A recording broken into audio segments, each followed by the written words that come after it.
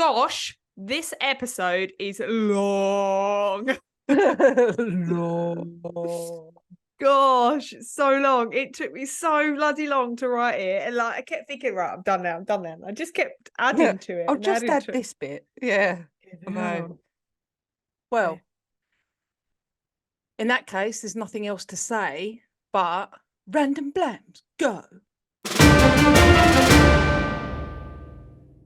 So my random blam, as always, pertains to the episode. I've managed to find one of the first ever recorded mentions of a haunted house. Okay. And it dates back to the AD. And it's going to say it dates back to Harry Potter again. I was going to say, no. Okay. It's in ancient Rome, and it says Pliny the Younger wrote of his home being haunted by an old man with a long white beard.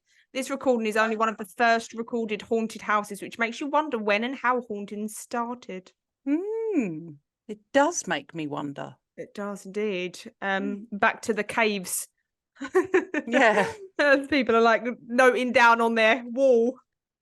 And also, it is illegal to sell someone a haunted house without making them aware that the house is potentially haunted. Well, that's bizarre, isn't it? Because, I mean, what if you didn't believe in haunted houses or ghosts or spirits or anything like that? And you were like, I'm selling my house. Sometimes weird stuff happens, but I'm sure it can be scientifically explained. Well, like, you need to make the buyer aware of anything that could potentially put them off of buying the house. So if you're selling the house because all the cupboards and doors keep opening overnight, but you think, oh, it's not a ghost, you need to make the owner aware that that's something that does happen in the house. That's bizarre, isn't it? I wonder how much that actually happens, though. I think it's going to be massively disputed. If you took it to court. You couldn't, could you? Because you couldn't prove it. Even if you took someone to court and said, this house is really haunted and, it's like poltergeist. We're getting sucked into the wardrobe every 2 seconds. And you took the previous owners to court and they were like, well, that never didn't happen to me. Yeah. Yeah, must be you. Mm-hmm. So I think there's probably some sort of grey area, but it's the same as if there's a murder in the house, you need to make, or if anybody has died in the house, you need to make the buyers aware. I'd want to do it the opposite way round. Like the house would be completely boring, nothing had ever happened, and I'd be like, strange things happen in this house. Beware. You'd put every buyer off of your house. Oh yeah, I suppose. Oh, it'd be fun though. Yeah. Might just put it on the market anyway, just to get people around. Beware the upstairs cupboards. Like, these cupboards are really spacious. You can keep loads of stuff in there. Actually, ghost comes out there regularly. Actually, the guy that lived here previously had 10 bodies in there. It's a 10-body cupboard right there.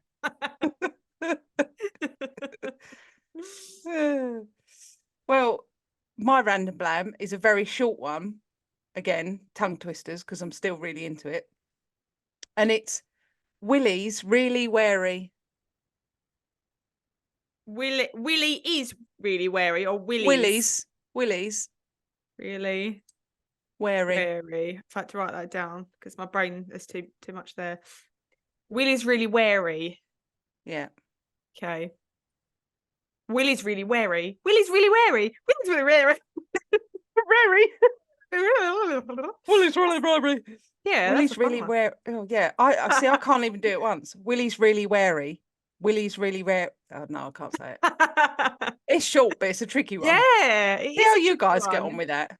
Willie's really wary. Willie's really wary. Willie's really wary. Willie's really wary. There's a lot. Oh, well, see how you guys get on. Send us your willies. You know what I mean? Please don't. Good Lord, please don't. Good Lord. Okay, cool. Random blams, done.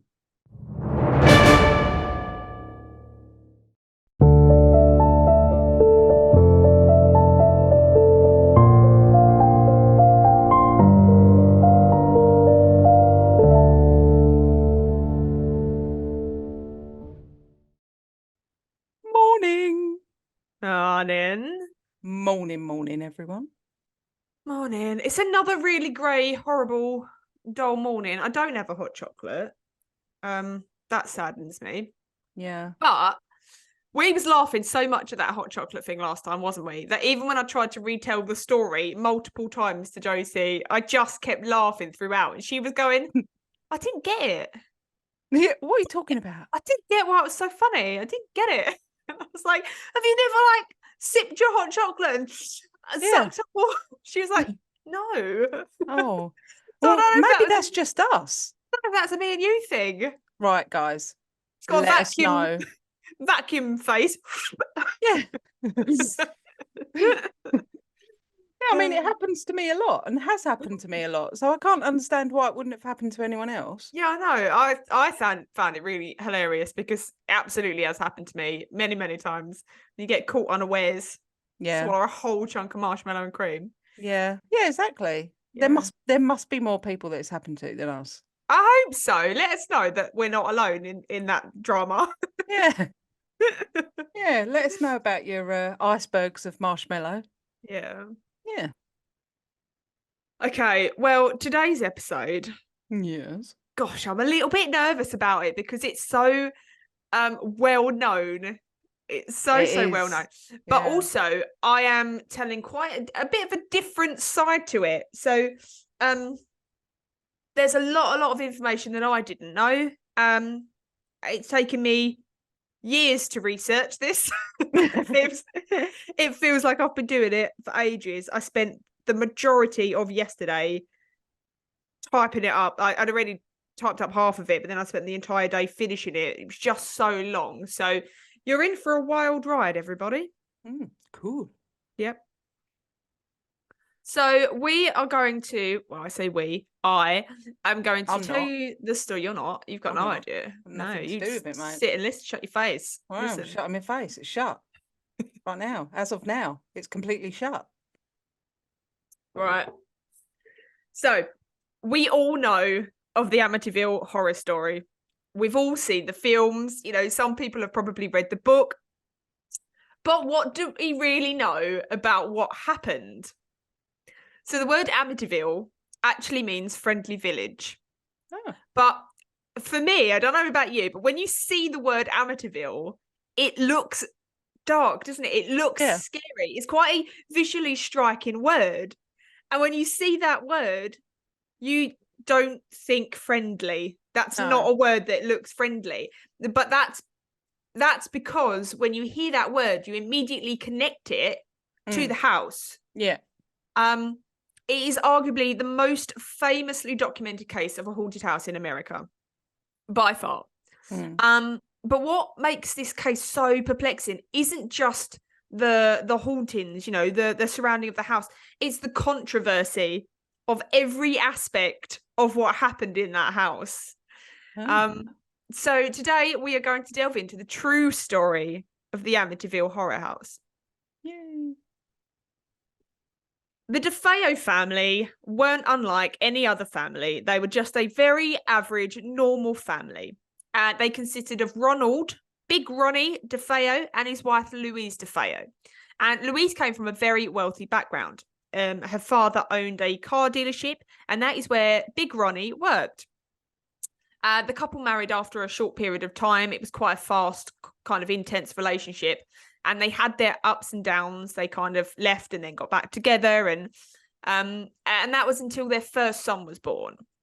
Ronald DeFeo Jr. was born on the 26th of September 1951. And he was one of the first of 5 children to come along. Dawn DeFeo followed on July 29th, 1956. A few years later, on August 16th, Louise gave birth to Alison DeFeo.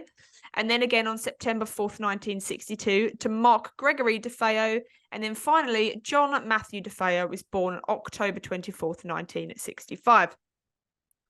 The family at the time were living in a very small apartment in Brooklyn, and they wasn't particularly well off. So it kind of came as a massive surprise to everybody that knew the DeFeos when the family up and moved to a 3-story, 5-bedroom, 4-bathroom home, complete with swimming pool and boathouse. Blimey. It's quite a jump from their little apartment in Brooklyn. The house that they moved into was 112 Ocean Avenue, Amityville, Long Island. And I don't think it's really actually known how Ronnie Sr. afforded the home, but it is speculated that there was help from Louise's wealthy father. Ocean Avenue was absolutely everything the family had ever dreamed of. It was the house that they all felt that they deserved. Ronnie felt that he was quite a grandiose kind of man, and he felt that this was the house that suited them as a family. And they had a sign made on a little post, and they hammered it into the front of the garden when they moved in, and the sign read, "High Hopes." Oh. Because that's what the family had for this house. However, this house did not have high hopes for the family. Reportedly, Ronald DeFeo Sr. was not a very nice man. He was an abusive husband and father, and he often took his frustrations out on his oldest son, Ronnie. From a young age, Ronnie was subjected to much harsher treatment than his siblings. He was the oldest of the children. He was the oldest boy. He was kind of the man of the family. And his dad expected the most from him. So he was mentally and physically harmed by his father quite frequently throughout his childhood. And also his school friends. As a child, Ronnie Jr. was extremely overweight. And he was, when I say extremely, I found that word a lot. So I don't know, I don't know how extremely overweight he was, but I'm going to include it in there because everywhere says that he was extremely overweight. So he was bullied quite severely at school. So he actually earned him the nickname Butch, and that stuck with him for life. So Ronnie Jr. generally tends to go by Butch. That is how I will refer to him in the story moving on. Okay. In his teenage years, Butch was a handful, to say the least. He was rebellious, and he was into drugs and alcohol from quite a young age. And it was when he turned to amphetamines in his teenage years that he actually dropped all of his weight. And he's actually quite a tall, very, very skinny adolescent. Butch was actually kicked out of school. And as punishment for being kicked out of school, he was actually given a job working at the car dealership with his dad. I say he was given a job working there. He didn't really work there. He was there.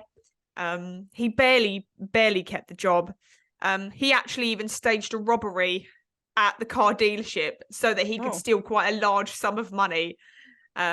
Suspicion arose that it was him, but he still managed to keep his job. In the early 1970s, Big Ronnie decided that he wanted a series of life-size portraits created to immortalize his family. Oh, goodness. And these were, when I say he was like a grandiose man, these portraits are something else. They are life-size portraits, and they hung all up the staircase of the home, and they cost an estimated $50,000 to create. And so once again, it is speculated that Louise's dad, Big Ronnie's father-in-law, Michael Brigant Sr., he paid the cost. They're fantastic paintings, really, really detailed, and they actually took over a year to complete. And they went up from the first floor and the second floor all the way up the staircase.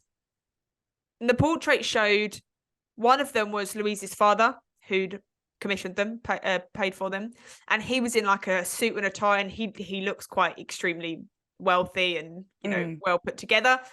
The next portrait showed Big Ronnie and his son Butch together, and they were just in kind of normal everyday clothing, and Butch is holding a very small glass in his hand, and he's I would say probably 20s, maybe 19. He's well into his teens there, and he's the picture shows Big Ronnie pouring alcohol into his glass, and it's quite a nice portrait.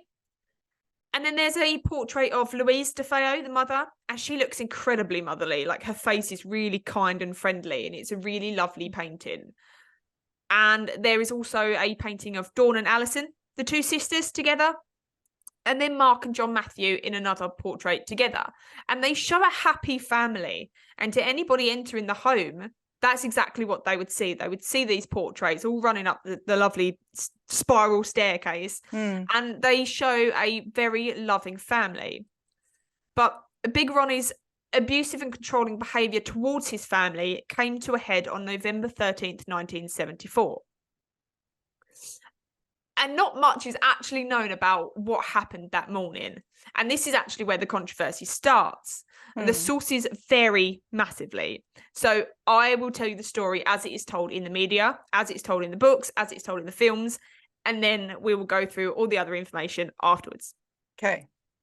On the morning of November 13th, 1974, 23-year-old Ronnie Butch DeFeo Jr. left the family home around 6:30 a.m. to go to work. And when his father didn't show up for work that day, Butch said he had no idea. I don't know where he is. I don't know why he's not at work.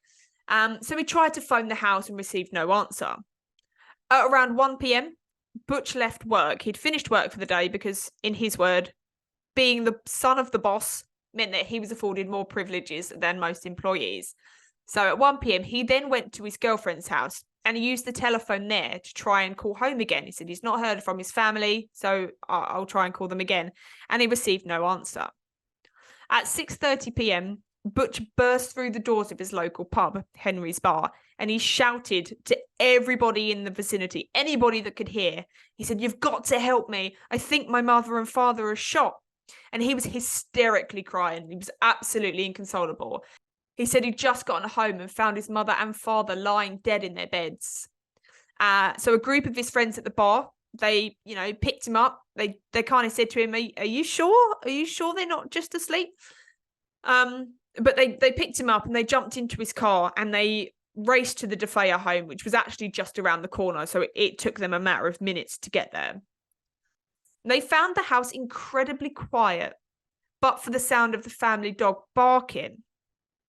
So the men all raced in, and despite, some people were saying, don't go in there, there could still be people in there. And other people were like, no, I need to find out. So the men raced in there and they raced up to the first floor. And just as Butch had described, they found Ronnie and Louise DeFeo dead, face down in their bed with a bullet hole in their back. While the group of men were kind of reeling about that, another man left the group and he raced out of the bedroom and he went to the bedroom next door and he found a similar grisly sight. Butch's younger brothers, Mark, 12, and John, who was 9, were face down, dead in their beds, a bullet hole in each of their backs. A search of the whole house found Butch's 2 younger sisters, Alison, 13, and Dawn, 18, also dead, face down, shot in their beds. Not long after, police arrived at the home. And the fact that the police arrived there, they obviously arrived in like hordes.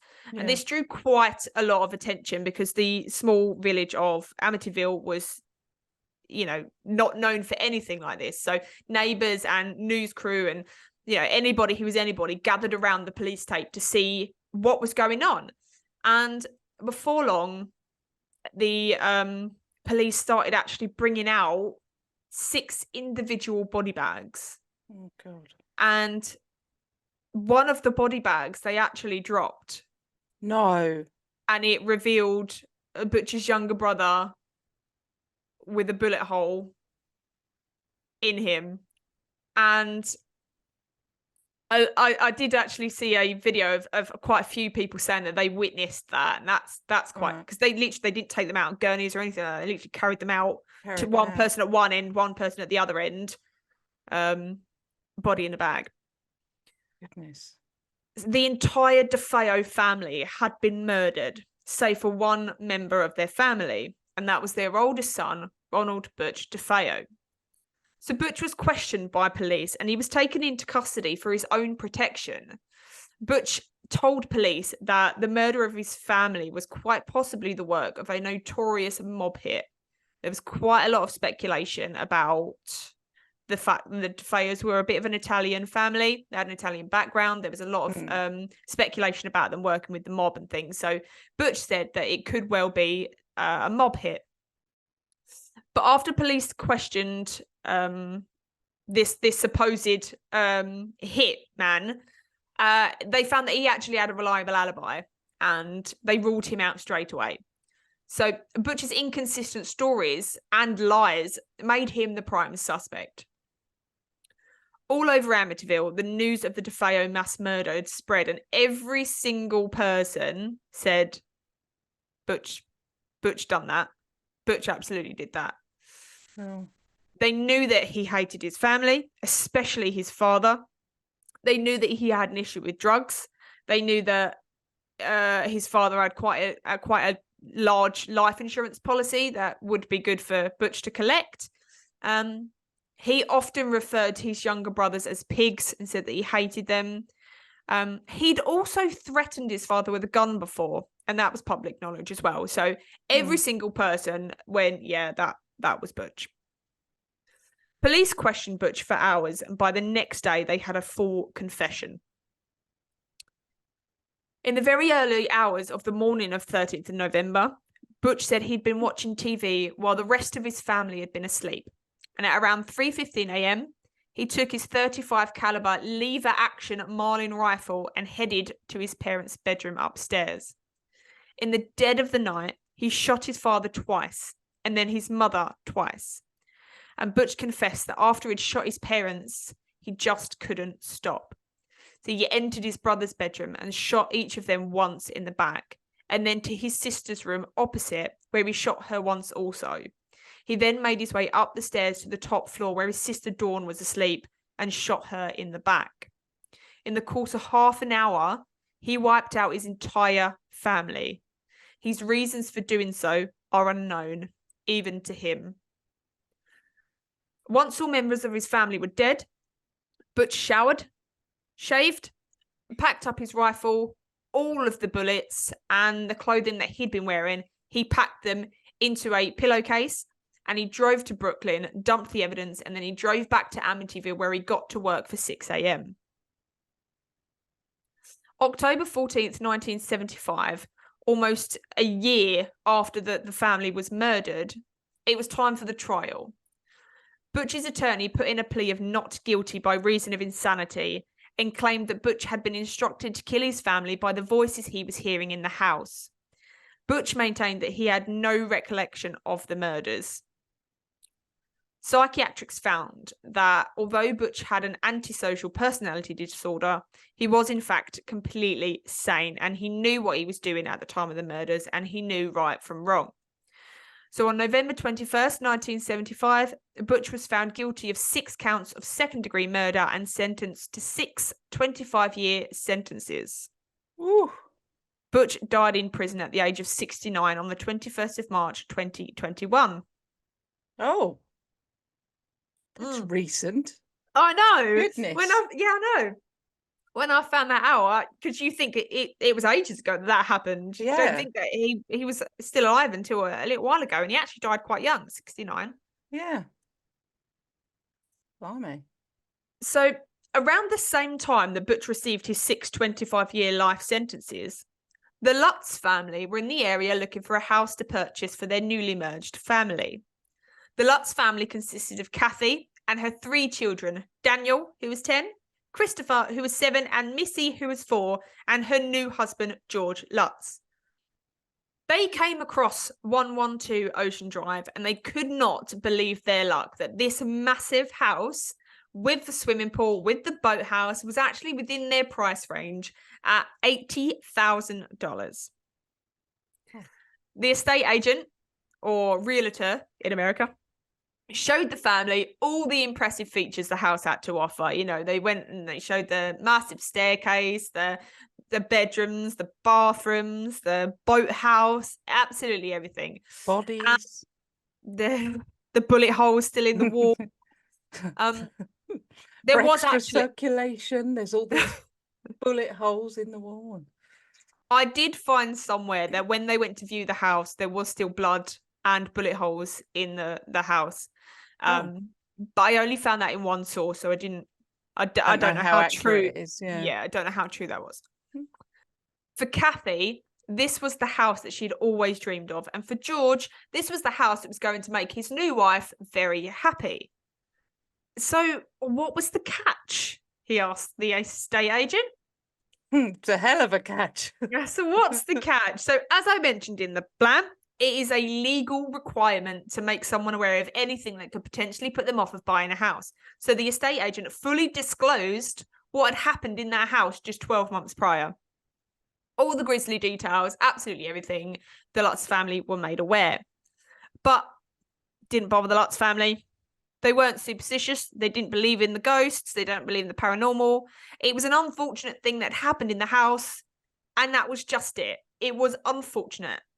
Houses don't kill people. People kill people. Yeah. So that was that. On the 18th of December, 1975, the Lutz family moved into their dream home. Their dream home, complete with furniture left in the house from the DeFeos. Goodness. Furniture that included the beds the family had been murdered in. Nope. I know that'd be absolute no from me. That's too much. So from now on, all information that I am going to tell you comes from the Amityville Horror book, which was written based on interview tapes from the Lutz family. Okay. So straight from the horse's mouth. Strange things started to happen the moment the Lutz family moved in. Before they were actually properly moved in, like while they were actually still moving boxes in. George says that their family dog, Harry, who was a black lab, was chained up outside. And he'd actually managed to jump up and over the fence. But the chain wasn't very long, so he got caught on the fence and was hung himself. Luckily, the family saw it happen and they were able to get to him and get him down. And they said that something must have either scared him enough to go crazy and jump up over the fence, or something must have helped him up over the fence. It wasn't a small fence. And I don't know about you, but I don't think labs are well known for their springy nature. They're not jumpers, are they? No, I mean a little bit, but I wouldn't have thought like up really and over high a fence. But my lab absolutely was not a jumper. A barrel. Yes. A family friend of the Lutzes came over with her husband to help the family move in. And she said that they pulled up onto the drive, got out of the car, and then all of a sudden she was overcome with this like horrendous dizziness and sickness. And it was so strong and powerful that she actually had to get straight back in the car. And she was like, oh, I need to go. I really don't feel well. I need to go home. Upon leaving the grounds, she immediately felt better. And she said that this happened on another occasion as well. So once the family were actually moved in, they had a housewarming party and she was invited to the housewarming party. But upon pulling up and getting out, she was overcome with this same sickness and dizziness. So she got in the car, she went home. She actually never went to the house again. That's mad, isn't it? I remember Claire having that when we went to a village where there'd been murders. That's it. When I was writing this, that's exactly what I thought. That she went there and it immediately was like, felt really, really poorly, didn't she? Felt really ill. And we left and it was literally as we walked over the boundary of the village, like going out of it, we went to this bar so that we could sit and get her a glass of water and that. She suddenly felt better. Yeah, so strange. Really weird. So after these few strange events, the friends of the family urged the Lutzes to get the house blessed. They weren't superstitious, but they didn't think there was any need for it. But they thought, you know, there's no harm in doing it. So so why not? A priest from the local area came to the house to perform the blessing, and as he walked from room to room, he felt a cold chill deep in his bones, and he reached the top floor bedroom where Dawn slept. It was Dawn's old room, and he stopped, and he said to George, What do you intend to do with this room? And George said that he was going to turn it into a sewing room for his wife. And the priest said to him, never go in this room. Do not let the children go in this room. And George was like, all right, whatever. Whatevs. what do you know? And he made his way back through the house. And then as he was making his way through the house, he felt a cold, hard slap across his face and a man's voice say, "Get out." And so he finished blessing the house and he left the house. He was like, okay, done, bye. See you later. But he said that he didn't know whether the voice was telling him to get out to protect him or whether it was like a threatening get out. So after he finished blessing the house and he left, he then went home and he developed blisters on his hands quite sort of soon afterwards.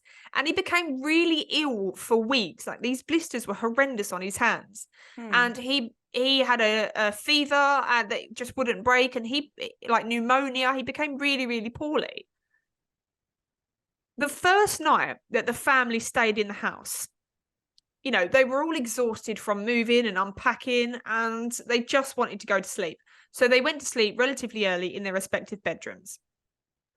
George woke with a start to the sound of tapping and he looked around for the source of his noise. And he saw on the bedside table beside him, on his alarm clock, the time read 3:15 a.m. And he got up out of bed, went to the window, and he saw that Harry outside was barking at something in the direction of the boathouse. So he popped on his dressing gown and his slippers and he went out to investigate. The tapping sound that had actually woken him up was the banging of the door to the boathouse. Now, he was certain that he had tied it shut, but he was so tired from the day that he just, you know, he thought, well, I must not have done it properly. And he went back to bed, tied it all up, went back to bed. George would constantly wake up at 3:15 a.m. every night thereafter. By the third day, the entire Lutz family had changed. Their once close, loving family, they were now constantly arguing, constantly fighting. George had stopped having his morning showers and shaving. The kids were constantly arguing, and Kathy was so fed up and miserable that she'd lost all desire to do anything, including leave the house. Now, they were approaching Christmas, and she still had her Christmas shopping to do. And the couple they were arguing so much, and they would actually argue over who was going to leave the house to do the Christmas shopping. Because just so they could get out of the house. No, nobody wanted to leave the house. Oh, they didn't want to leave? No. Oh, yeah. They just didn't want to leave the house. They didn't want to do anything. George actually thought that the kids had been misbehaving so much they didn't deserve anything for Christmas. His thought process was that they deserved to be punished. Oh, goodness. That's harsh, isn't it? Kathy thought the same. Oh. On the fourth morning, the kids had been playing and they'd accidentally broken a window. And this sent George and Kathy completely over the edge. And they took a strap and a large, heavy wooden spoon and they actually beat all three of their children. Oh, my goodness. And later that day, Kathy was sat at the kitchen table and she was writing a shopping list for the kids' presents and, you know, the aunts and uncles and whatever else. And she was feeling insanely guilty about what she'd done, about how she'd punished the children. And she'd never used force on them before. And she had no idea what had come over her. And as she sat there feeling this guilt, something came up from behind her and embraced her. And she could smell this flowery perfume almost. And then the thing came from behind her. Oh, the thing. It took her hand and gave it a pat. And she said the touch was so reassuring. And she felt this like inner strength from it. And although she was startled by the touch, she wasn't frightened. She said it was like the touch of a mother giving comfort to her daughter. And she felt the hand would just kind of resting on top of her hand. And it was so reassuring and comforting that she kind of went into this like trance state for a little while. And she just kind of took in this almost warmth almost. It was kind of making her feel better. That was until she heard the panicked voices of her children calling her from upstairs. And she ran straight away, snapped out of her trance and ran up the stairs straight away to find out what they were shouting about. And she found them all gathered in the toilet of one of the bedrooms. And they told her in terrified voices that the toilet was black on the inside. And she had no idea what they were talking about. So she went in, she pushed the children aside, and she went in and had a look. And sure enough, the toilet was black on the inside. Not only was it black, it also smelled disgusting. So she flushed the chain, because immediately that's exactly what you do. She flushed the chain and thinking that would clear it. But the water ran clear, but the black stain remained. So she assumed that something had been spilt in the toilet, which had stained it black. But it wasn't the water itself that was black. It was actually like the porcelain that was stained black. So she said to the children, don't worry, go off, go play somewhere else. And she went and fetched some bleach to scrub the toilet. But try as she might, the porcelain remained black. So she called George to come and have a look. And he actually found that the toilets in the other bedrooms and the family bathroom were also stained black.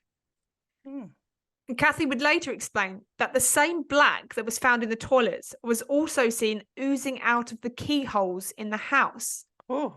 But it wasn't ever in a liquid state. So they couldn't ever get a sample of it because it wasn't liquid. The Lutz also experienced unexplained hordes of flies. And when I say hordes, hundreds of flies. But they were only in specific rooms. The 3rd bedroom sewing room and the master bedroom. And they said that there would be over 100 flies just gathered around the windows. And it was the dead of winter, so flies were normally dormant. But that wasn't the strangest part. So Kathy and the kids would go round swatting the flies and leaving them dead on the floor. They would then, if their job's done, they would go off and they would come back. And the flies were back. They weren't littered on the floor anymore. They were buzzing about the room everywhere. And no matter what they did, they couldn't get rid of the flies. And for the 5th night in a row, George woke at 3:15 a.m. And this time, he didn't know what woke him. There was no obvious noise. But he decided to go downstairs. And he found that the front door was open. But not just open, it was hanging half off its hinges. So Kathy woke shortly after and she found George missing from the bedroom. So she went downstairs to find him and found him working away trying to fix the front door. He told Kathy that the hinges were bent and that they were bent in a way that suggested someone had used force to open the door, but not open it from the outside in, but from the inside out. So they both immediately went to check on the children and one by one found them all asleep in their bedrooms, lying face down in their beds. And that wasn't the first time that they'd checked on the children since they'd moved in. It was a new house and they wanted to make sure that the children were settled. And every time that they went in to check on them, they found them lying on their stomachs. It wasn't a massive concern for the family. It was just odd. It was out of the ordinary, like so much of their life at the moment. George now had started to become obsessed with the temperature of the house. From as soon as they moved in, really, he felt that the house was always cold, no matter what the temperature gauge said, or how high the furnace was on, or how much wood he chopped to put in there. There was an unnatural chill to the air. And his obsession meant that he was now staying home from work just to chop an excessive amount of wood for the fire. He would spend hours and hours and hours chopping wood for the fire. And he would then sit in front of the fire for hours, just lost, staring into the fire, just kind of losing time. And if he wasn't sat in front of the fire staring into it, he often found himself stood down at the boathouse, never really looking at anything and kind of not knowing how long he'd been there or even why he was there. He just found himself all of a sudden at the boathouse. At the end of their first week, George woke at his normal time of 3:15 a.m. and he looked over at Kathy and she was sleeping very peacefully on her tummy. And he reached over to touch her head gently, and she woke with a start.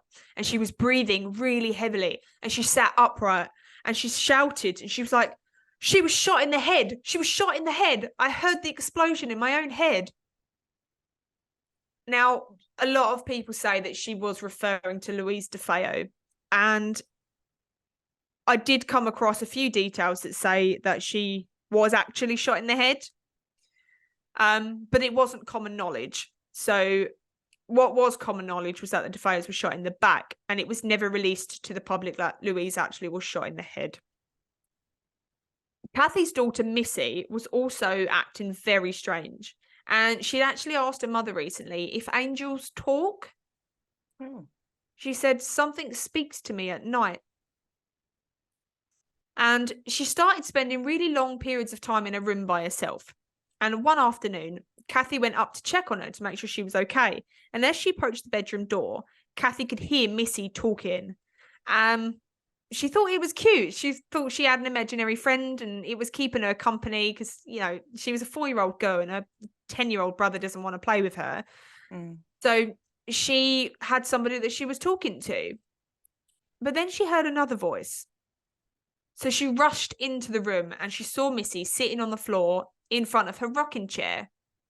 The rocking chair was rocking slowly back and forth. Absolutely not. No, and thank you. And she said to Missy, who are you talking to? An angel? And Missy said, no, Mama, just Jodie. And as she said Jodie, she turned her head to look at the empty rocking chair that was still rocking. And Kathy said, oh, Jodie, is that one of your new dolls? And Missy said, no, Jodie's a pig. He's my friend. No one can see him but me. Right. So Mum thought it was imaginary friend. The two older boys also had made some friends at school, and they invited one of their school friends over. The boy came in, and he stopped dead in the hallway at the base of the grand staircase. And they said, come on, bedroom's upstairs, this way, come on. And he went, I don't want to go upstairs. And he refused to go upstairs and play. So the brothers decided to stay downstairs and play with him. And he reluctantly played for a little while he was there. But all of a sudden, he wanted to go home. And he never went back to the house again. And the children didn't invite anyone else over. Nobody wants to go to the house where 6 people were murdered. No. Nope. No. Again, George woke at 3:15 a.m. during his second week of living at the house. And this time he was awoken by the dog, Harry. He was barking incessantly. So George got up to look out the window and he saw track marks in the snow leading to the boathouse. So he popped on his jacket and boots and he went outside to investigate. And outside the house, all the way to the boathouse, were what George described as pig tracks. He said they were very hoof-like. So he started following them to the boathouse when Harry changed his direction of barking from the boathouse back towards the house. So George span around and he saw in the second floor window of Missy's room, Missy standing at the window, looking down at him, just staring at him. And directly behind her, looking over her shoulder, was what George said looked like a pig boy. Oh. So he raced back up to the house, up the stairs and into Mrs. bedroom. He was out of breath and he was absolutely terrified. And he, broke down Mrs. door and went in. Yeah. And he found her tucked under her duvet, face down, sound asleep. So he raced back up to the house, up the stairs and into Mrs. bedroom. And he was out of breath and terrified. And he entered Missy's room and he found her tucked under her duvet, face down, sound asleep. And in the corner of the room, the rocking chair, silently rocking back and forward. And he thought he was going mad. He was not only was he having these heaps of time go missing from his day, no matter what he did to the fire downstairs, he couldn't heat the house. It was constantly freezing. And now he thought he's seeing things. His issues with the fireplace continued. He spent hours chopping wood, stoking the fires. It was constantly ablaze, but he just could never feel any heat coming from it. And one evening, around midnight, I say evening, it's not evening, around midnight, Kathy and George were sat staring into the fire. Both of them not really knowing what they were doing. They were just staring into the fire, watching the flames. It's very therapeutic to sit and watch a fire, isn't it? It is. Don't know what it is about it, but it's very, they were just watching the flames, flickering up and down and back and forth, when Kathy saw something starting to take shape. Through the flames, a white outline started to appear on the blackened, soot-stained wall behind. She stared in absolute horror as the picture of a hooded demon with horns took shape. But what scared her the most was that the figure appeared to have half its face missing, as if blown away by a shotgun. And she managed to cry out to George. And he was like, "What's wrong? What's wrong?" And then he noticed it too. Stained onto the back of the fireplace, in amongst the black and soot, the white outline of this hooded demon half-face thing. 2 weeks had now gone by since they'd bought their dream home. 2 weeks of odd happenings and unexplainable events, and it seemed like things were getting worse. In the very early hours of January 1st, 1976, New Year's Day, George and Kathy woke in the dead of night to a howling wind sweeping through their bedroom. Their bed covers were completely off them and they were absolutely freezing. And wind was blowing the bedroom curtains wildly. Like it was like a torrent of wind going through the bedroom. The door was open and banging. The windows were open. So George jumped out of bed and he's raced to the open window and he tried to force it closed. And it was one of those windows, like the pull down windows. Yeah. So he tried to pull it down and force it closed, but it was stuck. And he used all of his weight to try and force this window down and shut it. And he eventually managed to get it closed. But the wind in the room was still howling. And so they raced out of their bedroom. They went upstairs and they found the boys' bedroom door open and the hallway was freezing cold. All of the windows on the second floor were open. The net curtains were blowing madly. Like it was just an absolute wind-blown house. Yeah. So they raced around to close them all and they found the door to Missy's bedroom completely closed. So George immediately opened the door to check on her and found that the room was boiling hot. It was though a fire had been lit in her room and was burning all night. So her window was closed and she slept soundly in her bed. And for a second, George rested easy, knowing that Missy was safe and she was, wasn't bothered by the wind and she was sound asleep. Until something in the corner of the room caught his attention. The rocking chair, silently rocking back and forwards. So George shouted at Kathy to get Missy and take her downstairs, and she scooped up the little girl, bedding and all, and the couple took her downstairs where it was freezing cold. And Kathy sat on the chair with her and she just burst into tears cuddling her little girl, and she was scared. There was no denying it anymore. These things that had been happening in the house, she just couldn't explain. And they were getting more and more odd and more unexplainable. And she started to believe that there could in fact be demonic and otherworldly things in the house. But she dared tell George. He would think that she was crazy. So the next morning she decided to call the priest that had blessed the house. And as she dialed the phone number, she waited for the first ring, and all of a sudden, she caught a whiff of something in the air. A flowery smelling perfume. She didn't wait for the phone to ring. She quickly hung it up and just hurried out of the room. Every time that she'd smelt that flowery perfume, she'd been touched or embraced in some way by this thing.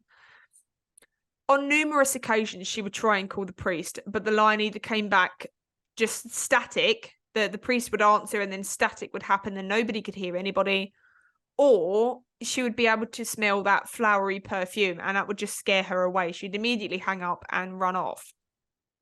When they did eventually get hold of the priest about performing another blessing on the house, the priest refused He didn't want to go back to that house. He'd suffered terribly since he'd been there last time, and he did not want to go back. So Kathy actually spoke to George about performing their own blessing on the house. So, armed with their crucifix, the family went from room to room, opening all the windows, saying their blessing, and then closing the windows. In the living room, one of the boys, Danny, they'd done their blessing. He went to close the open window, but before he could do so, it slammed down and closed on his hand. And he screamed. These were heavy wooden framed windows. Yeah. And George ran over to open the window. But try as he might, he could not lift this window. He could not get it off the boy's hand, and he couldn't pull the boy's hand out either. The force of the window was so great, it was just pinning his hand down. All of the family were screaming. It was absolute chaos, and they were trying to get Danny free. And they eventually managed to get the window open, and they immediately took him into the kitchen. They wrapped his hand in a bandage and put a cold compress on it. While they were in there, a knife block on the side toppled over and a knife slid out. And then in the seat next to Kathy, they both saw something invisible sit down beside them, and they watched as indents appeared in the soft padded vinyl seat. Goodness.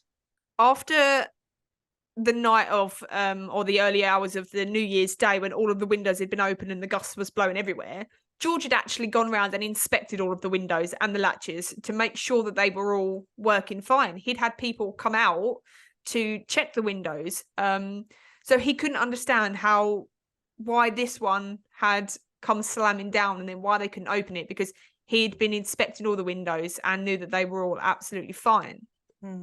The odd happenings continued. Kathy and George said that at times they experienced things being thrown across the room. They would often be walking through the house and then all of a sudden be hit by like a horrendous smell, and then go to another place in the house and it would be absolutely fine. There was freezing cold spots in the house all the time.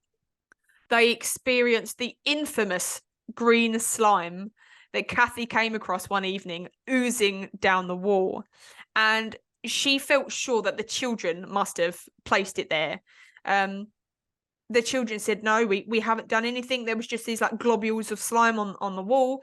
And she called George to come and take a closer look. And when he inspected it, he actually kind of like touched it and licked it, put it in his mouth, because he thought that it might have been like Jello.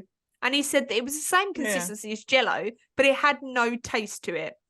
And Kathy thought perhaps it could have been something to do with the wallpaper, and that it was like something was bleeding out the wallpaper, but they never found a reason as to why this green slime was oozing out of the walls. It certainly was not the children. George complained of when he woke up in the dead of night, hearing the sound of a marching band. The stomping through the house and the noise was so loud that it used to vibrate through the house. Objects would move around the house by itself, particularly a statue of a lion.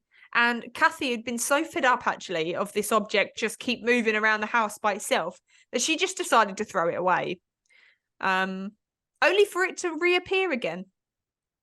George said that one time that he woke up and saw his wife age before his eyes. Deep wrinkles appeared around her mouth and her eyes, and her hair changed colour from brown to like a whitey grey. Goodness. They also found a secret red room that George came across in the basement, and it was hidden behind some like wood panelling. And I think he came across it because he kind of noticed that it was either, again, varying sources, something was hanging on this wooden panel, and the shelves were heavy, and it pulled a little bit of the wooden paneling off, and they noticed that it was like vacant behind there, that it was hollow. So they delved into it and found this completely red hidden room, and George said that it did smell like blood. And their dog Harry refused to go near it. During the third week, much of the same happened in the home. George would wake up and he saw glowing red eyes outside the window. He woke one time to find Kathy levitating beside him, and try as he might, he just could not get her down. Harry was continually barking at unseen things at the boathouse. The odd crackling of the telephone line that, despite them having called the phone company out to take a look, had no explanation at all. George was talking in his sleep, and Kathy said that he was talking in languages that she didn't understand. Missy had mentioned to her mum that she'd been talking to Jodie, and Jodie had told her that he died in the house and said that he was going to make sure that she lived in the house forever so that she could play with him. And she'd even drawn a picture of what this pig-like creature looked like and shown it to her mum. So the family reached breaking point just 28 days after purchasing their dream home. George woke at around 1 a.m. and his body was ice cold, and there was this terrible storm raging outside, which made the house even colder than normal. He looked over at his wife and he saw that her eyes were wide open, and she sat up without looking at him and then got out of bed. And George called out to her, but she appeared to be in this like trance. And so he got out of bed and he grabbed her, and he said that she was stiff as a board, and he tried to wrestle her back into bed. And at the same time, Harry, who'd been asleep on the floor of their bedroom, began to vomit. And he continued to like retch. He'd vomited a lot, and he'd continued to kind of retch even though there was nothing there. And it was as though he was trying to get something out of his body. And he untied the dog from its collar and he stopped being sick. And then he went and laid back down in the hallway just outside the bedroom. The storm outside stopped just as quickly as it started, and the house was now eerily silent. He managed to get Kathy back into bed, tucked her up, and he climbed back into bed next to her. And before he could get back to sleep, though, he heard from directly above him a scraping noise coming from the boy's bedroom, and it started slow, and then it got louder and faster, and he realised that the boys' beds were actually moving around. So he made to throw off the covers and get up, but he couldn't. He felt as though there was something pressing him down into the bed. And the next moment, before he even had time to register what was going on, the drawers in his bedroom started banging. George said he could see from the light of a candle that one drawer would slide out and then slam shut immediately, just as the next one was sliding out. And it just carried on over and over and over. And then the voices started. They were loud, but inaudible. He could hear them. He had no idea what they were saying, though. And he strained every muscle in his body, trying to get up, but he was still unable to do so. And tears of frustration leaked out of his eyes, and he screamed with this frustration, but no sound came out. And then the marching band started up. And the stomping and vibration echoed through the house. He could hear them moving around downstairs and then coming up the stairs and into the hallway where Harry was now asleep. Doors around the house started banging. The door to his bedroom looked as though someone was swinging it open and then abruptly slamming it shut. A blinding flash of light lit up the entire bedroom. The storm was back, and lightning struck relatively close to the house. It was raining, it was windy, and he couldn't believe that Kathy and Harry had remained asleep throughout all of this. He had thought perhaps that maybe he was going mad and just imagining it all, and it wasn't really happening. The next moment, though, he felt something at the end of the mattress. The mattress had depressed as though someone had stepped on it. And then it took another step, and this time George felt it standing on him. It was heavy. He said it was strong, and it began walking up his body. So George tried to cry out in pain and fright as he realised that actually it wasn't feet standing on him. It was hooves. It was a large, hulking beast of an animal. George said he must have passed out from the fright, because the next thing he remembers is being woken up by Chris and Danny at the side of his bed. They were screaming, "Daddy, Daddy, wake up, there's something in our room." They said it was a monster, but that it didn't have a face. They said it had tried to grab them, but they'd managed to run out of their room in time. So George managed to heave his body out of bed. His mattress was completely soaked through with sweat. He looked down the hallway adjacent to his bedroom, and he saw that Harry's teeth were bared and he was snarling at some unseen thing toward the staircase up towards the top floor. And he raced down the hallway and saw, standing at the top of the stairs, a demon figure hooded in all white. And it was the same figure that they'd seen in the fireplace a few weeks prior. He backtracked and raced into Mrs. room and grabbed her from her sleep. He threw her at the boys and then told them to take her outside. He woke Kathy up and said, he urged her to do the same, get outside. As the boys and Kathy headed down the stairs towards the front door, they saw that it was busted open, the hinges all bent. And George raced down the stairs after his family. He grabbed the keys to the van, and before even checking that his family were all safely strapped in, he floored the car, spraying gravel and dirt back towards the house that had just forced them to leave. Without a backwards glance, the Lutz family left 112 Ocean Drive and never returned, not even to collect their belongings.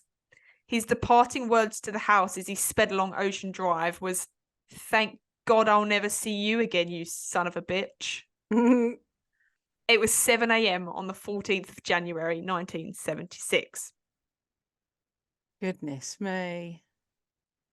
The word got out the Lutz family had up and left in a hurry due to this alleged paranormal activity. So sometime later, on February 18th, so a little after a month later, a man called Marvin Scott from New York's Channel 5 decided to investigate further the reports on this so-called paranormal activity in the home of on the Ocean Drive in Amityville. The mission called for spending a night at Ocean Avenue with psychics, clairvoyants, a demonologist, parapsychologists. They were all invited to participate. Scott had originally contacted the Lutz family and requested permission to film activities at their deserted home. It was still their home, even though they'd left. So they needed permission to go in there and film. So George agreed, although he absolutely refused to re-enter the home. He said, "You guys, go in there, do what you need to do. This is all you guys. This is all on you. I am not going into that house." He said that he himself and his wife, Kathy, would wait for the investigators the next day at the Italian restaurant close by. So this all happened at 10:30 p.m. on March the 6th. The table was set in the house for the seance. A crucifix and a blessed candle were placed in the centre. Around the table sat psychics Mary Pascarella and Mrs. Albert Riley. George Kekaris of the Psychic Research Institute in Durham, North Carolina. Marvin Scott himself was there, and the one and only Lorraine Warren, a clairvoyant, and Ed Warren, a demonologist. Also present, but not at the table, was cameraman Steve and a reporter called Lauren. And I believe she's actually the person that contacted the paranormal research team and kind of got everyone together. So for everyone that doesn't know who Ed and Lorraine Warren are, I'm going to explain a little bit because they are quite famous. They're actually an incredibly famous pair of paranormal investigators. Ed is a self-taught and self-professed demonologist, and Lorraine is a self-professed clairvoyant and a light trance medium, and the pair work together to go and investigate the paranormal. They claim to have investigated well over 10,000 cases during their career, and some of their most famous cases have actually been turned into films. Some of their most notable investigations include the Amityville, which obviously I'm talking about now, Annabelle, where the couple were called to investigate a haunted Raggedy Ann doll, the Perron family, which was a haunted house that became the basis for the film The Conjuring, the Enfield poltergeist, and this was a haunted house in London, and this became the basis for The Conjuring 2. On Johnson, and he was a boy that had been accused of killing his landlord. Now, the pair had already been out to the family before because Arne's brother had been taken over by a poltergeist or some sort of demonic possession, and they'd been called out to clear him of that. Now, apparently, this demonic possession left the boy and went into his brother Arne. But that actually became the basis for The Conjuring, The Devil Made Me Do It. The Sneaker House, which was a funeral home said to be infested with demons, and that became the basis for A Haunting in Connecticut. Now, they're all great films. I really enjoy all of them films. Yep. So they're a very well-known couple. They've got museums where they house, the Annabelle doll. They house everything that was possessed that they've kind of cleared. They've got a museum. It's a very well-known couple. One of their very first going-tos of a haunted house was actually Amityville. So with that scene set, everyone around the table, they sat down and began the seance. During the seance, Mary Pasquarella became incredibly sick and she had to leave the room. And as she left the room, in a shaky voice, she said, "There seems to be some kind of black shadow that forms ahead and it moves. And as it moves, I feel personally threatened." Mrs. Riley, she was kind of like in this trance. She began gasping and she was saying, "It's upstairs in the bedroom.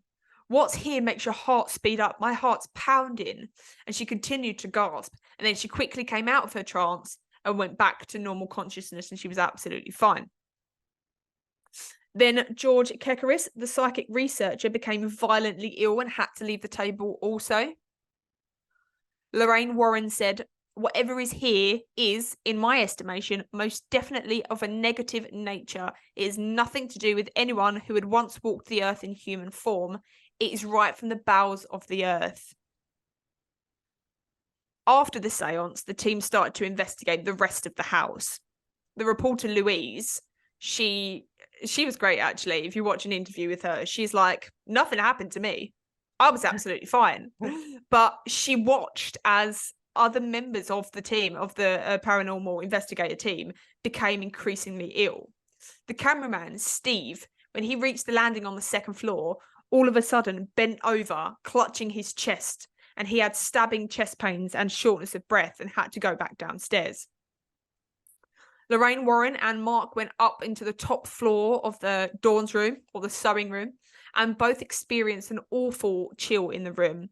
Lorraine said that she could see 6 bodies, all under white sheets, lined up in a row on the floor of the sewing room. Lorraine said that something demonic was inside the house and able to move around at will. She thought that what was in the house had nothing to do with the previous residents. She said that it's not a ghost of the DeFeo family. So she said earlier at the seance, it's something from the bowels of the earth. Like she professed that it was actually a demon living there. Goodness. She indicated that the fireplace was a place that the demonic spirit resided. And the team said that the whole house had an overwhelming sense of sadness to it. Mary Pasquarello said that she could feel the presence of a teenage boy that had done something horrendous in the house. She said she also saw the face of a young girl in one of the windows, and she heard her crying and weeping and told the spirit to look into the light. Mary said that she could also feel the presence of monks, lots of like hooded monks all crowding the doorway and looking in at her. And she said that she picked up the holy water and threw it in the direction of the monks and heard the water sizzle as it hit them. One of the psychic mediums there said that she could feel the presence of an Indian chief in the house. And Louise, actually, the reporter there, she said that all of a sudden, the psychic grew a huge Adam's apple, and then she started talking in this really strange language. And she said that her voice dropped a few octaves. And just this really strange noise was coming out of her. And she said it was really, really bizarre. Was that like you when you said no school? No school. No school. With that demonic possession. I don't know what came over me. Ed, who'd been walking through the house with his crucifix, suddenly had been thrown backwards, and he described it as though a huge gust of wind had hit him. And Lorraine said that she actually felt a similar sort of pressure, but she described it as a torrent of water. Over the course of the night, an infrared camera had been set up on the second floor hallway to take pictures every 5 minutes, and it took hundreds of pictures, and it used up loads of rolls of film, and it actually took years for them to be kind of thoroughly looked through. The rest of the night was uneventful, and the team left in the early hours of the morning, all claiming that the house definitely had a demonic spirit residing in it. George stuck to his decision to never return to the house. He tried to sell it, had no luck selling it, as you can imagine. So George signed the house over to the bank, and the family auctioned off all of the belongings in the house, including his boat. And there was hundreds of thousands worth of the possessions in there, and it all got auctioned off for about $1,000 or something like that. Something really ridiculous. So they sank a lot of money into this house. They obviously didn't get back what they paid for it. They lost all that money for their possessions and anything that they'd done in the house. They eventually done hundreds of interviews for the house. They signed a book deal. They said that by doing these interviews, they didn't want anything out of it other than to raise awareness for haunted houses.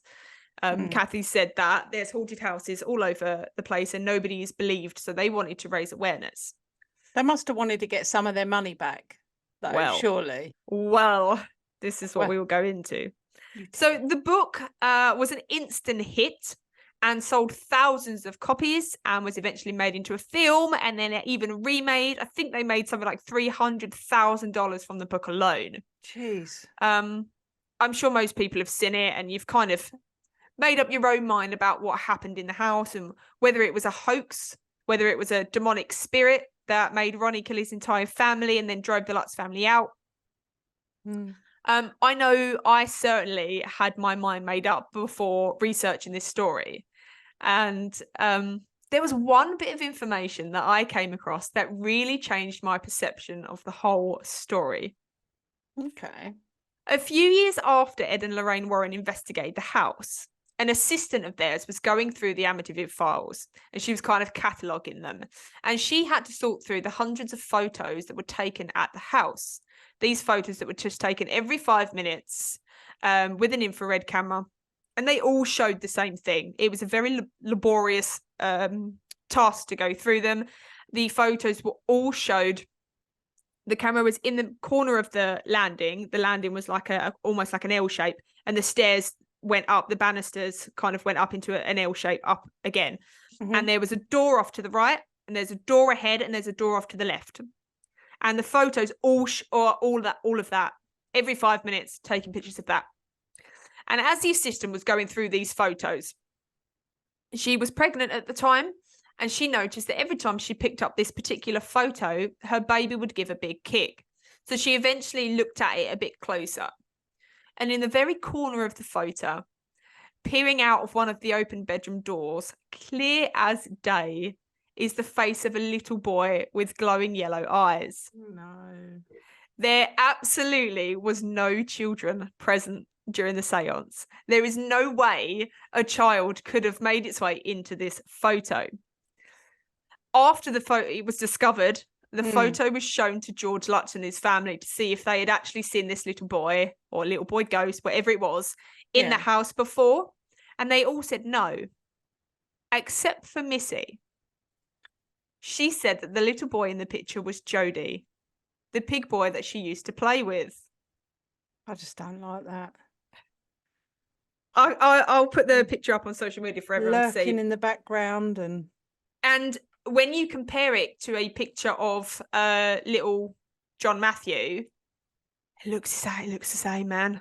Really? Guy looks exactly the same. The hair, like in the picture, you can see the hair. You can see his face. It's kind of like peering out of the door, but the banister's a little bit in the way.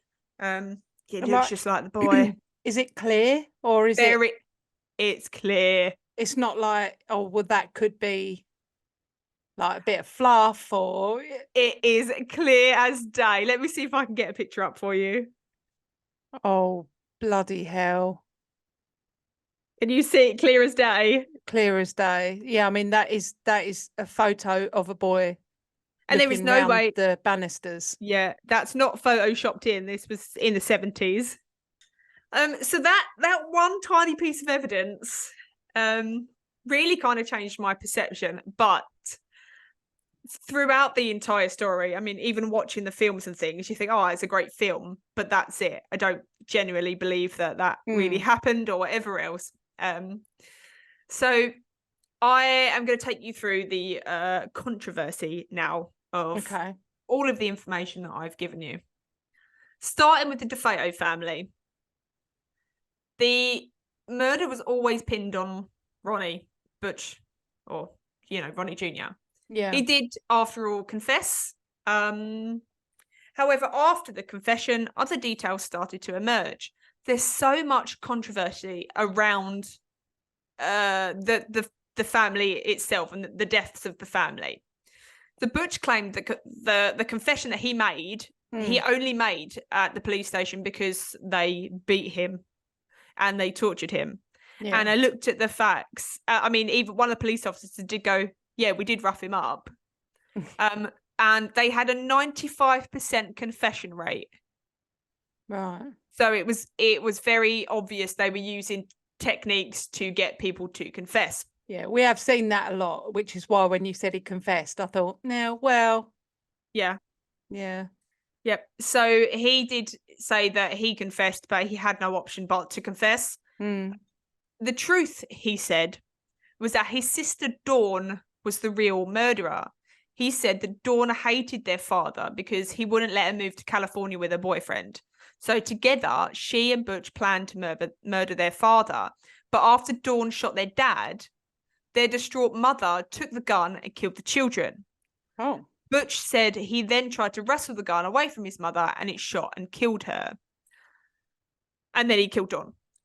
He told police that he didn't want to implicate his mother in the crime because he didn't want his grandfather to find out what she'd done. Dawn's boyfriend was questioned and he did explain that Dawn absolutely did hate their father and that he wouldn't allow her to move to California. So all of that was completely true. Butch's defense from the start raised questions about how one person alone could have murdered the entire family without a single one of them waking up. There was no silencer used. The autopsy reports show that none of the victims were drugged. The gun was a very big rifle. It was a lever rifle, so after every shot, pull back the lever like it was a big old gun, and it would have made an almighty bang, and it was in the dead of night. There is just no way nobody woke up. The neighbors didn't hear a thing. In a letter from prison, Butch wrote, he said, this is a quote, "There was no ghosts, no demons, just 3 people, in which I was one of them." Butch claimed that he had been married to a woman called Geraldine. She was the mother of their daughter. Butch claimed that Geraldine's brother also helped kill his family, but he was never located and police believe he actually didn't exist. And the judge at his hearing actually said, "I find the testimony of the defendant overall to be false and fabricated. His testimony that during the fall of 1974 he was married and lived with his wife and child at Long Branch, New Jersey, is incredible and not worthy of belief." In the year 2000, Geraldine actually spoke out about her marriage to Butch, as no one had ever believed him. Oh. Though no marriage certificate existed, Geraldine, at the time as well, refused to testify at Butch's trial. So everybody believed that it was completely fabricated. But in the year 2000, when writing a book, there's a book written by Rick Osana, and it's called The Night the DeFeos Were Murdered. And she said this: "In 1974, I was not only the wife of Ronald Joseph Butch DeFeo Jr., but also the mother of his child. I knew his family and loved them as my own. Part of my life ended when the DeFeos were murdered and my husband was accused of committing this unspeakable crime. After the DeFeo murders, I have had to remain silent and hidden, partly out of fear for my children and partly out of respect for those who went to such great lengths to make sure I was not unjustly implicated in the crime. The ones closest to the DeFeos suffered greatly from the tragic murders of their loved ones and from the ridicule following a cruel hoax. Until July 2000, nothing could be said or done about all the lies told about Butch DeFeo, his family and their house. Rich, powerful family members made sure of that. But now that they are dead and my children are grown, it's time to set the record straight. So she wanted to put it out there that Butch didn't do that. And that it was somebody else, and that it was covered up. And there was so much controversy around what actually happened that I just think that we'll never actually know. But she believed that the whole story of the haunted house is a complete hoax, as did Rick Osuna, which is what he writes in his book. So Rich Osuna believes that it wasn't as cut and dry as the police made it seem. In his book, he goes over evidence that supports the theory of more than one person being responsible. He says that there is absolutely no way that Butch murdered his whole family by himself. There was plenty of evidence in the house also to support his theory that police tried to cover up and ignore. Police made it look like all of the family remained asleep in their beds when they were killed, but blood spatter in one of the bedrooms shows that at least one of the family members wasn't in their beds. There's blood spatter up the walls and like dripping over a shoe. There was a bullet found in the master bedroom that did not belong to the rifle that Butch used. So what happened? Butch, bizarre, isn't it? Yeah. Butch himself has said from the start so many sort of varying accounts of what actually happened. He's changed his story so many times.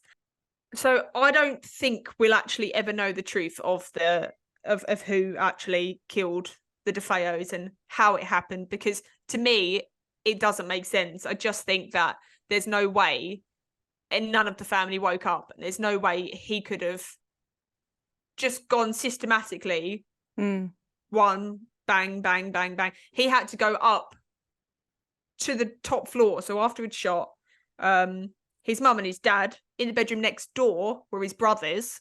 There's no way they would not have woken up. And then opposite that was his sister, and then he had to go up the stairs to Dawn's bedroom to do the same. So to me it just doesn't add up. But there's also a lot of information about the fact that the family were part of the mafia. You know, I could have spent all day trying to dig up information about who it could have possibly been and why and stuff. We just never know. So now we'll go into the controversies surrounding the Lutz family and the actual haunting of the house. In September 17th, 1979, in an issue of People magazine, William Weber wrote, "I know this book is a hoax. We created this horror story over many bottles of wine." And this refers to a meeting that Weber had with George and Kathy Lutz, during which they discussed what became the outline of the Amityville book. So you're probably thinking, who on earth is William Weber? And why does he sound like Willy Wonka?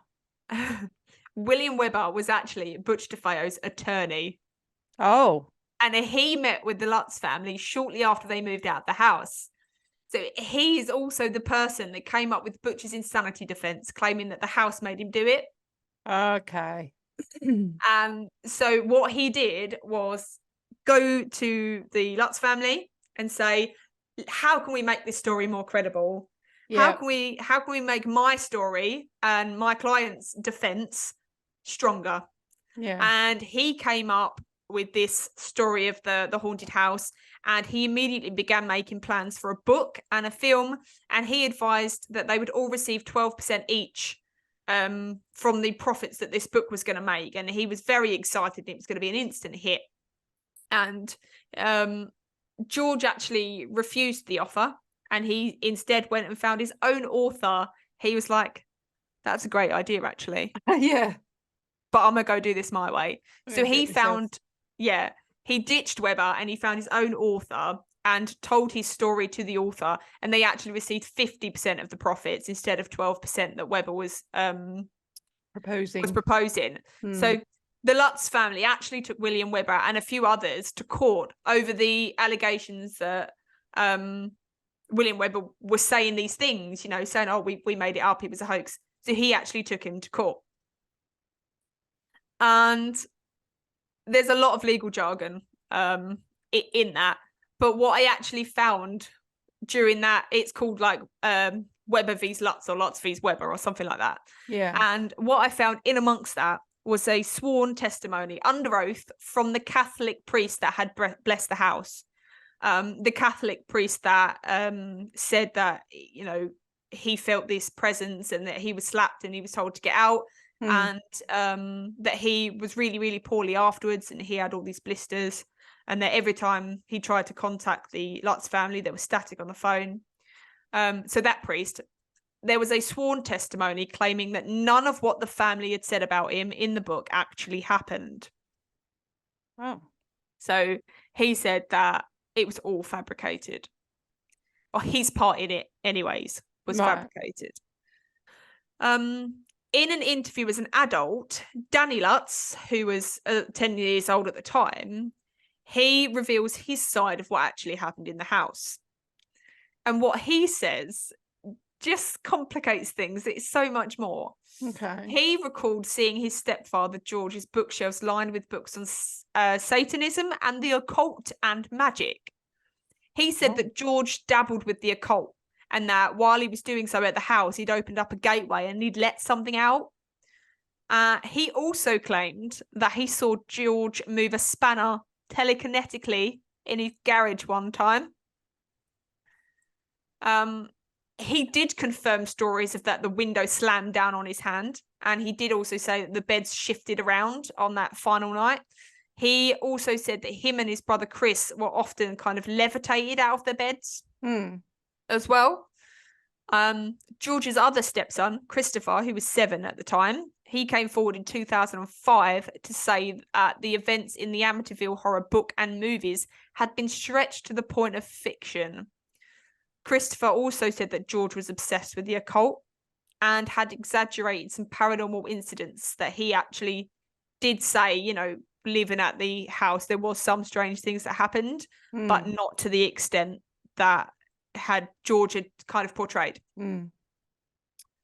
However, in the years following the release of the book, George and Kathy both agreed to take a polygraph test.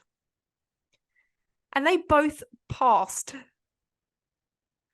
They never once wavered from their story about what had happened at the house. Oh, man. The house was eventually bought by somebody else and it was lived in again. The new owners never experienced any sort of paranormal activity. What they did experience, however, was hordes of people turning up at odd times try and take a gander at the house. And they actually had to change the address legally. Instead of it being 112 Ocean Drive, they changed the door number or something like that to confuse people and throw people off. After the paranormal investigation, a lot of information was given out about the house, you know, about this Indian chief that this woman had become. They said that the house had been built on an ancient burial ground, but that was later disproved. It was not built on an ancient burial ground. There was information that a witch called John Ketchum had resided in the house after fleeing Salem. Now, I don't know if you remember seeing the original film. I think in like a notebook or something, there was like black writing saying Ketchum or something like that.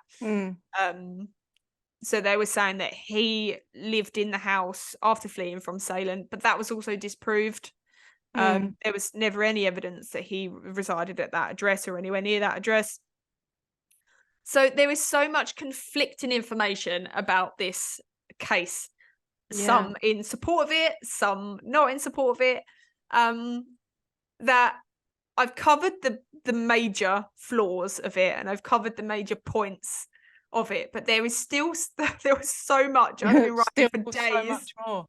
So much that I'd have been writing for days just about the controversy of the deaths of the family and what happened. Because also, a month before the DeFeos were murdered, Ronnie Sr. had been and bought all of these like holy statues and placed them in the garden. There were all these like saint holy statues all placed in the garden in like a circle. And it was said to like, I don't know, bless the house or something. So Did he buy that thinking that there was something in the house that needed to be gotten rid of? Also, the DeFeo, Ronnie Sr. was incredibly mean to his family. He used to beat them and berate them and whatever else. And that's a fact. That was the witnesses said that he actually did do that. That was factual. But as soon as George and Kathy moved into the home, they also changed, and they started arguing. They started arguing, and they started hitting their children, and they started having a lot less tolerance for their behavior and things like that. So was there something in the house that made them change that way? Was the DeFeo dad, was he like that with his family before they lived in that house? Do we know? Well, I did read somewhere that from a young age, he was like that with Butch. So that would have been before he moved into the house. But I think we'll just never know the actual truth of what happened in the house. There's so many stories, and I do think, from my perspective, having done so much research, that it wasn't Butch alone that murdered his family. I do also feel like the house, I mean, green slime running down the walls is a bit far-fetched, isn't it? It seems like that, yes. It's a small bit far-fetched, isn't it? But also, the picture of that little boy, though, the little boy ghost, that blew my mind. Like, there's still a part of me that thinks, like, that could have been, all right, it's not photoshopped or anything like that, but what's to say that that couldn't have been taken at another time when, like, there was a child there? And the house remained empty for a very long time after George left. But yeah, that's the thing, isn't it? Who knows? We will never know. We will never know. We will never know. But I'd love everybody's opinion on what actually happened, or what you think actually happened. But I feel like I need a bit of time to, like, absorb it all and go and watch the film. Go and watch the film. Make some questions. And then I think we're gonna have to do a blam on it. I'll get some questions ready. Cool. All right, well, there you go. I hope you enjoyed it. Thanks. Yeah, I'm a little bit freaked out, and I'm in the house on my own now, so I'm going to be looking out for pig boys. Brilliant. Thank you. Very well told. You're welcome. Lovely story time. All right, well, I will speak to you next time. Well, hopefully, if I'm not lynched by some sort of pig boy. Yeah, don't put on your voice box thing. Oh, brilliant. Yeah. If you have enjoyed listening to our episodes, make sure you rate us and leave us a review on whatever platform you are listening. We absolutely love hearing from you guys. So you can also help support our show by donating to our Buy Me a Coffee link. We will make sure that you get a massive shout out and a big thank you in our next week's episode. You can also follow us on social media at Perplexed Podcasts. We're on Facebook, Instagram, and if you want to see more videos and blooper reels, subscribe to our TikTok and YouTube channels. You can also email us your stories at perplexedpodcasts@gmail.com. And you can find all the relevant links in the episode descriptions. Thanks for listening. Bye. Bye.